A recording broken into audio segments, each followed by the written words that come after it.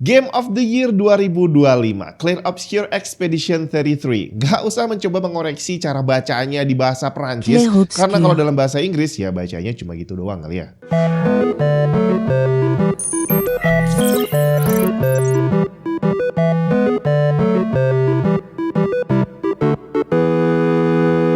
The Game Award. Ini adalah salah satu definisi menarik tentang usaha dan hasil. Bahwa dalam hidup kita nggak bisa berharap dapat hasil yang lebih bagus dan lebih bagus terus kalau kita tidak mau melakukan sesuatu yang lebih. Usahanya gitu-gitu aja tapi minta hasilnya lebih besar. Ya susah kali ya. Seperti kamu kerja, masuk pagi, pulang sore, dapat gaji. Kalau kamu nggak mau melakukan usaha lebih, nggak mau lembur, nggak mau belajar lagi untuk meningkatkan diri, ya gajinya bakal gitu-gitu aja. Iya, kamu bisa demo minta naik gaji atau pasif nungguin aja, tapi ya kenaikannya dikit-dikit aja kali ya. Beda cerita kalau kamu mau belajar hal baru, meningkatkan diri sendiri, pengetahuannya ditambah, keahliannya ditambah. Kalau jalan gitu terus, kita bisa dapat pekerjaan baru di luar yang sekarang dan dapat gaji yang jauh lebih besar dari yang sekarang. Tapi ya itu tadi, harus mau berusaha lebih.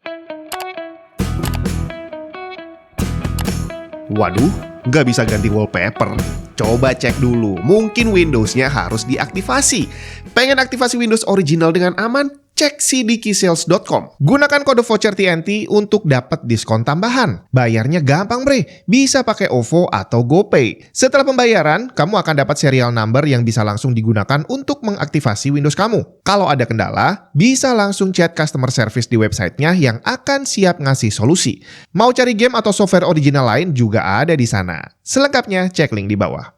Sekarang udah aktif, bisa nih pakai foto telanjang buat jadi wallpaper. Dan itulah gambaran The Game Award. Kalau kamu cuma bikin game yang ya sama seperti tahun kemarin, ditambah dikit lah, nggak bakal mungkin bisa jadi pemenangnya. Dan inilah yang menjawab banyak pertanyaan kenapa kok Ghost of Yotei nggak menang, Hades 2 nggak menang, Silksong nggak menang, Kingdom Come Deliverance 2 nggak menang, dan kenapa kok Clair Obscur yang dapat. The Game Award pertama kali dimulai di tahun 2014 oleh Jeff Keighley, seorang veteran di industri media dan hiburan sebelum akhirnya bikin ajang penghargaan ini. Misi mereka adalah mengumpulkan berbagai developer game dan menyatukan mereka dengan para pemain lewat pengakuan untuk game yang pantas dijunjung tinggi. Dan The Game Award ini berhasil menjadi tolak ukur dunia tentang game yang bagus itu kayak gimana sih. Penentuan pemenang dilakukan dengan pembagian suara. 90% dari juri terpilih yang terdiri dari 150 media dan orang yang dianggap ahli di dunia game, serta 10% dari player lewat voting online di website resmi mereka. Ada yang khawatir sistem ini bisa bikin game populer kalah karena politik. Tapi ada juga yang bilang kalau votingnya berdasarkan player bisa bikin game yang kualitasnya biasa aja menang karena punya fanbase besar. Tapi untungnya enggak sih ya. Game yang menang memang bagus-bagus, terutama yang dinobatkan sebagai Game of the Year. Tahun 2025, Clair Obscur Expedition 33 berhasil meraih GOTY. Tahun 2024, Astrobot. Tahun 2023, Baldur's Gate 3. Tahun 2022, Elden Ring. Dan tahun 2021, It Takes Two. Para pemenang ini berhasil menyingkirkan banyak sekali pesaingnya yang banyak diantaranya adalah judul-judul besar yang kualitasnya juga bagus sebenarnya. Tapi apa yang membuat mereka stand out? Waktu pertama kali main Clair Obscur, saya langsung terpukau. Gamenya wow banget dan langsung jadi obrolan di kantornya Tech and Tips. Salah satu arah obrolannya adalah game ini harus jadi Game of the Year. Kalau sampai enggak berarti ada sesuatu dengan sistem awardnya. Saya adalah penggemar game turn-based dari sejak dulu bre, dan saya sadar dari sejak lama bahwa ini adalah genre yang gak akan mungkin bisa populer. Dan bukan cuma saya, bahkan pembuat game Final Fantasy juga merasakan hal yang sama. Makanya sistem turn-based udah mulai dikurangi dari sejak lama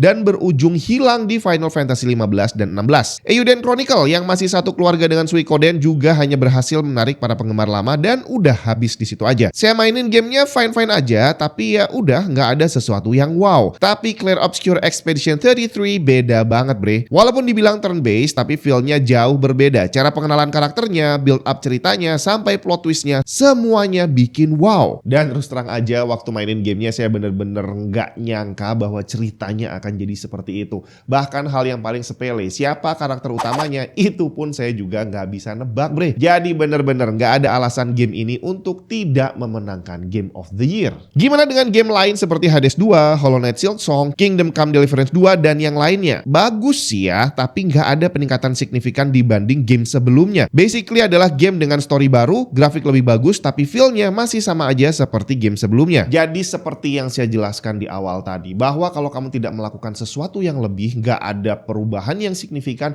kamu nggak bisa mengharapkan hasil yang jauh lebih bagus. Jadi kalau gamenya tahun lalu udah bagus, dan tahun ini cuma kamu tambahin dikit, grafiknya aja yang lebih bagus, ya udah nggak bakal menang apapun bre. Iya tetap bagus, tapi biasa aja gitu ya. Kita coba lihat para pemenang tahun-tahun sebelumnya. Astro Bot berhasil menang karena mereka mengangkat tema yang udah hampir punah. Game yang bukan cuma bagus tapi kid friendly. Yang lain bagus-bagus juga tapi nggak cocok dimainin anak-anak bre. Jadi di antara yang bagus-bagus tadi, Astro Bot punya sesuatu yang tidak dimiliki game baru lainnya. Tahun 2023, Baldur's Gate 3 juga sama. Hampir mirip seperti Clair Obscur, pembuat gamenya berhasil mengemas genre yang kurang populer dengan sangat bagus. Di mana para pesaingnya macam Alan Wake 2, Resident Evil 4, Zelda, Spider-Man 2, walaupun bagus tapi hanya pengulangan dari game sebelumnya atau game lain yang sudah ada. 2022, Elden Ring juga sama. Genre Souls udah lama ada, tapi mereka berhasil meraciknya dengan bumbu lain dengan baik, dari sistem open world-nya sampai narasinya dipegang oleh George R.R. Martin yang berhasil membuat gamenya jadi outstanding. Tapi tentu saja tahun 2024 dia nggak bisa menang karena udah bukan sesuatu yang wow lagi. Termasuk di tahun 2021, It Takes Two, ini nggak usah banyak diperdebatkan. Kapan terakhir kali kamu main game dengan genre seperti itu? Main berdua dan wajib harus berdua.